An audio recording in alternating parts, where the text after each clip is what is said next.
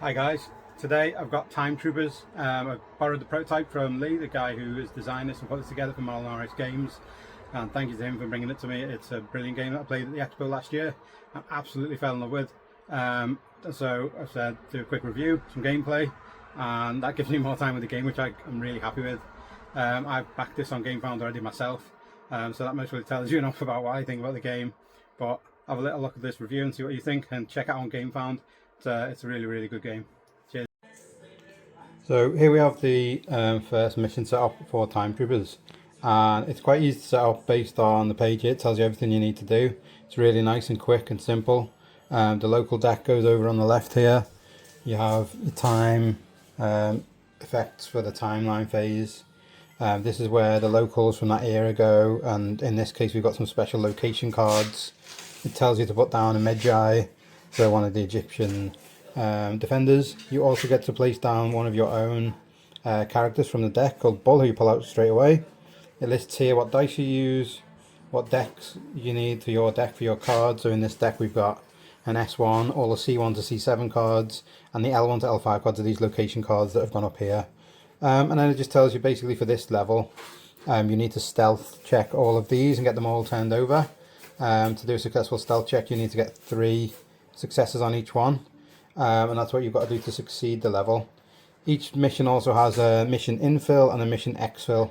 So I read this before I do the mission, tells me what's going on, and then once I've completed the mission I'll read this and then follow anything extra and then maybe add cards or whatever. And the way you play is very straightforward as well. As you can see on this reference card, you just draw cards. You have a hand of 4. If you're down out of that you can take more, and at any time you can discard any cards as well from your hand before you get to the draw card stage. Then you resolve any immediate effect cards, which is quite obvious and pretty straightforward, especially if you're used to playing other card games. And then in any order you can pay the cost, which comes from your time here, your time crystals or time tracker, whatever you want to call it. And then you've got discard any number of cards in your hand, like I just said, and then you can perform one action per trooper you have in play. So this is classed as a trooper in play. He can attack, he can move back into the safe zone over here, the deployment zone it's called, at the minute he's engaged with a soldier, so I don't think he can actually move out the way, but or I wouldn't want him to anyway. You can also stealth, and some of them have got special ability cards, so like this one, when you play him, he's already been played so it doesn't count. You get to place Bull directly into the combat zone, so normally you have to put him into the deploy zone here, but if you play him out of your hand you get to put him straight into combat, which is quite a nice thing to do. And then you have your local person phase where these do their attacks and resolve any like mission stuff if there's anything extra on there, which there isn't in the first one, but you'll see that. And then timeline phase up here where you have these turned over normally each round so you can see what they are, but I haven't done this level yet so I don't want to ruin it for myself before I start.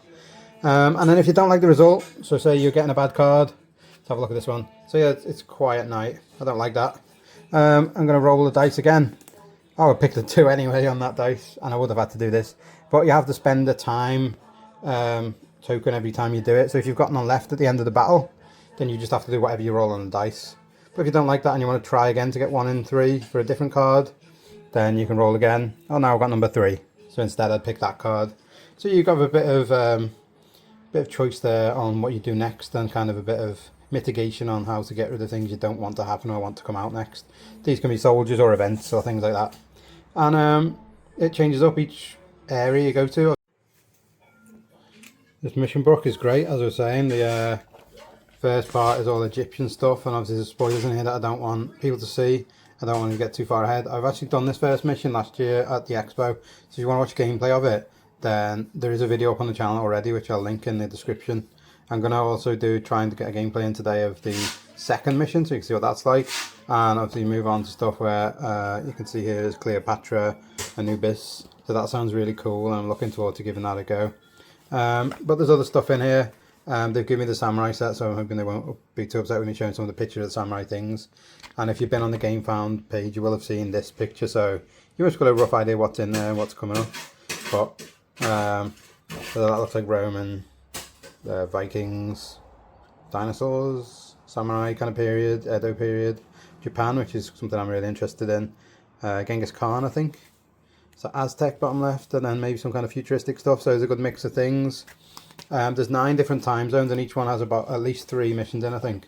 I've not checked all of them to check that's the case, but that is really a cool book. There's a lot going on. Loads of different time periods and different things happening with each area. You have different dice per area for giving you different bonuses when you're attacking or doing sneak stuff and defending and things. And it's just really fun.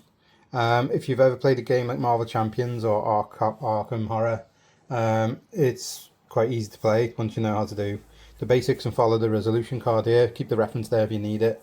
After a few turns you find you don't actually really need it. It's pretty straightforward what you've got to do. Draw up to 4, resolve immediate, play your stuff, have their stuff, do the timeline, end the round, exhaust any cards that need exhausting, and then draw cards, play, timeline. It's quite nice. The smooth flow of everything's really cool. And the thing that I love is this, the time element. You use time to pay for your cards. So like this guy Bull, if I was to put him out of my hand, he costs 4 time. But if I spend all of my time tokens, by the end of the round where I get to the timeline phase, then I might not have any left to change what happens next. But if I do have some time left, like here I've got 2 at the start of this round, so I've got 2 left at the end of the round, I can just re-roll this dice twice to then try and mitigate stuff coming out that I don't want to do, or that I think looks like it would ruin my run. So it's really cool. The management of this is really interesting.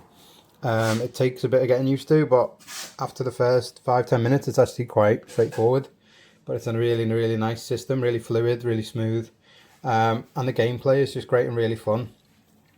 You normally have at least one more character coming out or something, or one more card to deal with, one event, one type of thing. I really love this game. I think it's great. I'm a huge Marvel Champions fan as well, so that maybe plays into this a little bit.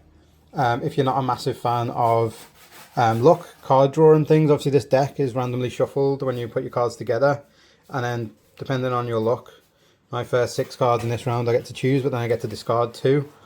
So maybe I'm like, oh no, I don't like these 3 characters, they're all a bit pants, and oh no, I've only got 2 time tokens and the event is not something I like, but I can only get rid of 2 of them and I have to keep the other 4. So if you're not a fan of that type of slight bit of luck and play element to the game, then potentially that could be a downside for you, but I think this is great.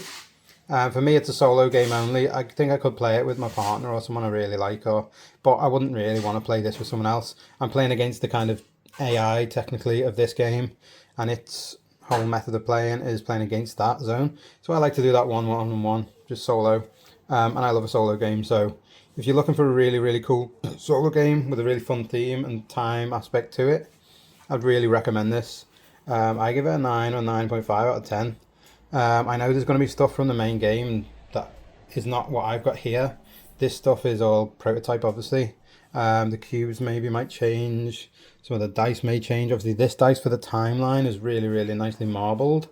So I'm assuming some of these dice that I have here are going to be better quality, more marbled maybe, instead of these wooden ones. But I actually don't mind the wooden ones because they are, you know, good for the environment and not too environmentally unfriendly. I'm really excited to jump into some of the samurai stuff and try and give that a go. I'm not sure I'm going to have time, and I've got this prototype because I unfortunately have a daughter who has decided this week to stop sleeping, so I'm definitely going to have a look through some of this stuff and see what's coming up, because I've already got my Gamefound campaign booked in for this game. So, you know, I'm not talking rubbish when I say I really love this game. I've already backed it, and I can't wait for my copy to arrive. And massive thanks to Lee for letting me borrow this prototype and driving it to me, because he knows how much I love the game from playing it last year at the expo. If you want any more information or you want to see any more cards or anything, please feel free to reach out. I'll try and share some more, but I don't want to overshare in case I ruin the game for yourselves when you get it in your hands. Feel free to watch the gameplay for the second chapter that I'm going to do after this in a minute. And then also, if you want to look back at the first campaign episode, which is this that I've got set up on the table, I have that video from the expo from last year on the count as well. So feel free to watch both of those. Yeah, highly recommended. Thanks for watching the video. It's been great. See you next time.